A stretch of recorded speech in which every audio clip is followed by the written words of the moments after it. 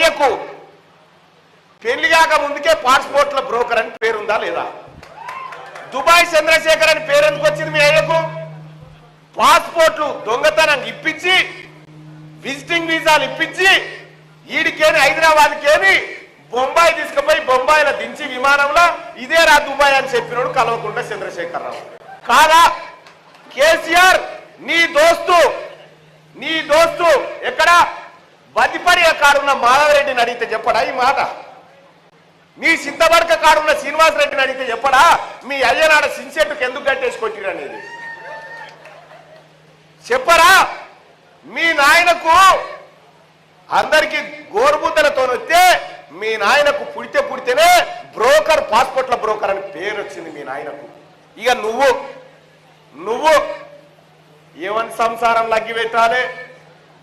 నాగార్జున కోడలేం మాట్లాడుతుంది, ఈ పిల్లగాడెట్టు పోతుండు, వాళ్ళ ఫోన్లైనా వాళ్ళకి ఫోన్ చేసి బ్లాక్ మెయిల్ చేయాలి. ఇది కేటీ రామారావు గారి పని.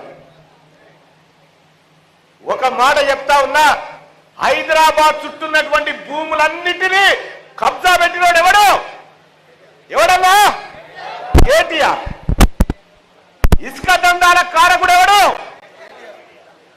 ఇక్కడ ఉన్నటువంటి కంపెనీలు గీడ బుద్వేల్ దగ్గర, రాజేంద్ర నగర్ దగ్గర ఓ కంపెనీలు ఫార్మా ఇండస్ట్రీ పెడితే ప్రభుత్వం రైతుల దగ్గర భూములు తీసుకుంది, కంపెనీలకు అలాట్ చేయాలి. కానీ ప్రభుత్వం రైతుల దగ్గర భూములు తీసుకుంది, రాముడు అలాట్ చేసి వీళ్ళకు ఎక్కువ ధరకు. ఈ నడుమిట్లున్న ఏమంటారు? బ్రోకర్ అన్నారు అంటారు. రామరా ఇగో ఈందా పని, ఈ పని రామంది. నీకు సూట్ అయినట్టు అన్ని అందరికి సూటుగా అవుతాం.